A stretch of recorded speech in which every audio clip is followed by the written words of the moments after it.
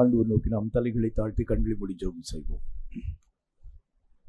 எங்களை அதிகமாக நேசிக்கிற எங்கள் அன்பின் பரலோக பிதாவே, ஆசீர்வதிக்கப்பட்ட அந்த நல்ல நாள் காலை வேளைக்காக உம்முடைய நாமத்தை நன்றியோடு நாங்கள் ஸ்தோத்திரிக்கிறோம். கர்த்தருடைய கிருபையும் இரக்கமும் எங்கள் மேல் பூர்ணமாய் விளங்கும்படி எங்களுடைய சகல பிரயாசங்களையும் ஆண்டவரே உம்முடைய சித்தத்தின்படி நீர் உருவாக்கி தந்து, நீர் எங்களோடு கூட இருக்கிறதையும் இயங்குகிறதையும் இனி வரக்கூடிய ஒவ்வொரு வேளையிலும் பிரத்யட்சமாய் நாங்கள் கண்டு உணர ஆவியானவராகிய கர்த்தர் ஏற்ற வல்லமைகளை தந்து ஆசீர்வதிக்க வேண்டும் என்று நாங்கள் ஜெபிக்கிறோம்.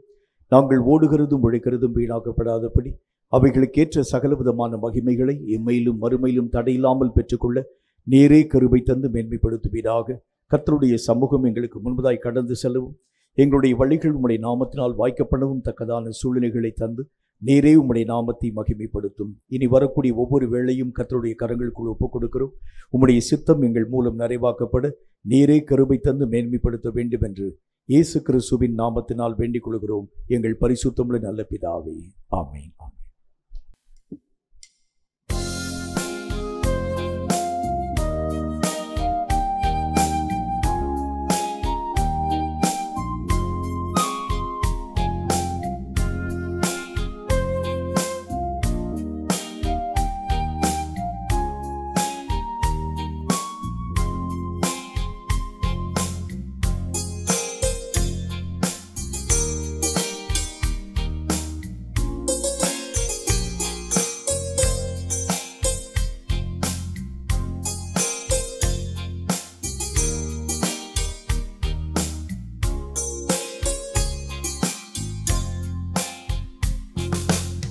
தேவனே ஸ்தோத்திரம், இயேசுவே ஸ்தோத்திரம். ஆயிரம் ஆயிரம் ஆசிகள் அருள்மழை போல் என்னில் பொழிந்தீரே. ஆயிரம் ஆயிரம் ஆசிகள் அருள்மழை போல் என்னில் பொழிந்தீரே. தேவனே ஸ்தோத்திரம், இயேசுவே ஸ்தோத்திரம். ஆயிரம் ஆயிரம் ஆசிகள் அருள்மழை போல் என்னில் பொழிந்தீரே. ஆயிரம் ஆயிரம் ஆசிகள் அருள்மழை போல் என்னில் பொழிந்தீரே.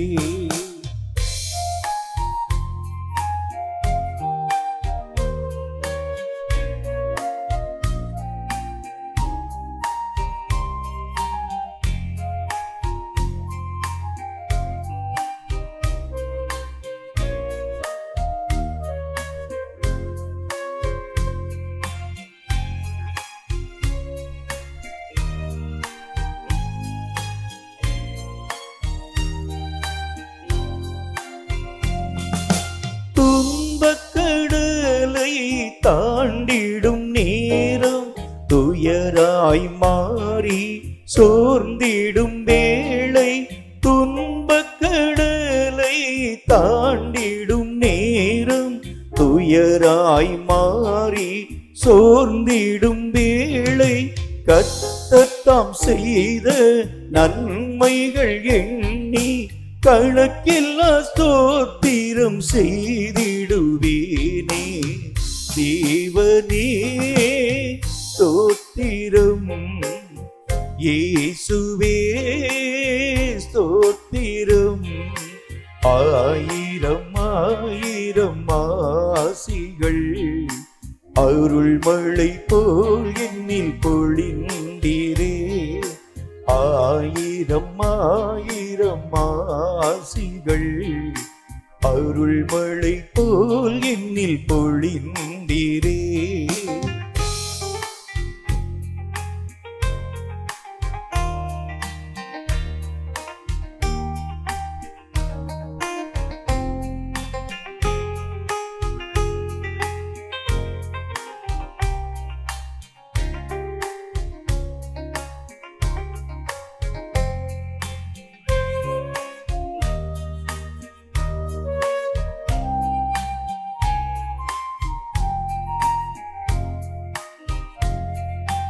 சத்துரு என்னை சடுதியில் நெருக்கி இல்லாமல் போக எதிர்த்திடும் போது, சத்துரு என்னை சடுதியில் நெருக்கி இல்லாமல் போக எதிர்த்திடும் போது, இயேசுவே வந்து யுத்தமே செய்தீர், சாத்தானின் தலையை நசுக்கியே விட்டீர்.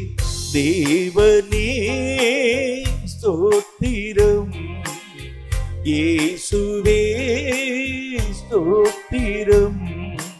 ஆயிரம் ஆயிரம் ஆசிகள் அருள் மழை போல் என்னில் பொழிந்தீரே. ஆயிரம் ஆயிரம் ஆசிகள் அருள் மழை போல் என்னில் பொழிந்தீரே.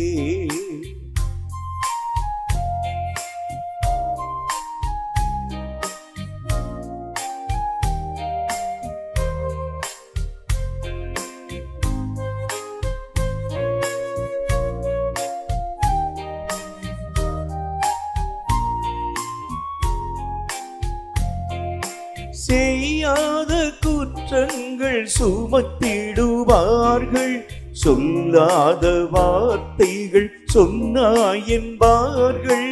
செய்யாத குற்றங்கள் சுமத்திடுவார்கள், சொல்லாத வார்த்தைகள் சொன்னாய் என்பார்கள். எவ்வித பொய்யையும் எதிர்க்காமல் சகித்து என் நெஞ்சை அன்பினால் நிறைந்திடச் செய்தே. தேவனே ஸ்தோத்திரம், இயேசுவே ஸ்தோத்திரம். ஆயிரம் ஆயிரம் ஆசிகள் அருள் மழை போல் என்னில் பொழிந்தீரே. ஆயிரம் ஆயிரம் ஆசிகள் அருள் மழை போல் என்னில் பொழிந்தீரே.